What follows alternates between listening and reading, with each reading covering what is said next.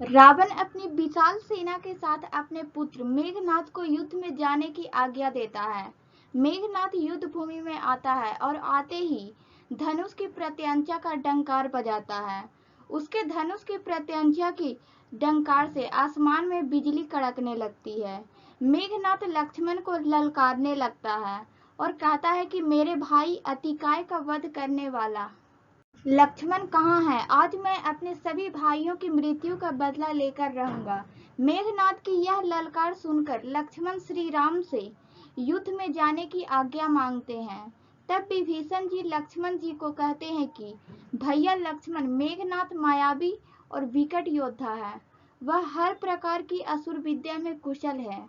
इससे युद्ध करने के लिए आपको अपनी पूरी शक्ति से युद्ध करना होगा। विभीषण की बात सुनकर लक्ष्मण जी रणभूमि में मेघनाद के सामने आ जाते हैं।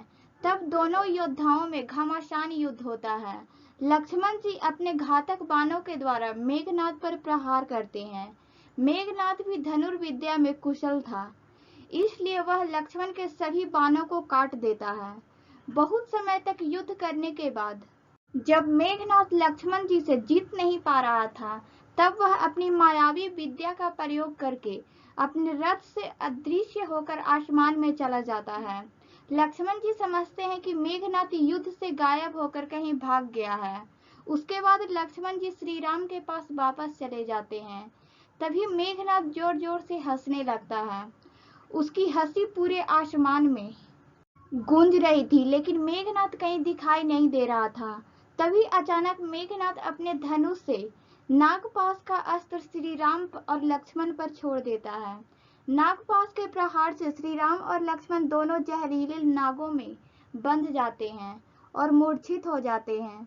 मेघनाद जानता था कि नागपाश अस्त्र द्वारा किसी का भी अंत किया जा सकता है।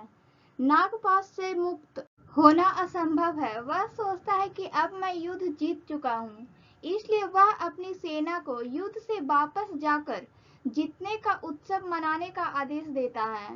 राम लक्ष्मण को नागपाश में बांधने की खबर सुनकर रावण अत्यंत खुश हो जाता है और वह अपने पुत्र मेघनाद का अभिनंदन करता है। यदि अब तक हमारे चैनल को सब्सक्राइब नहीं किया है तो हमारे चैनल को सब्सक्राइब कर ले ताकि इस तरह की वीडियो हमेशा देख सकें। Thanks for watching this video.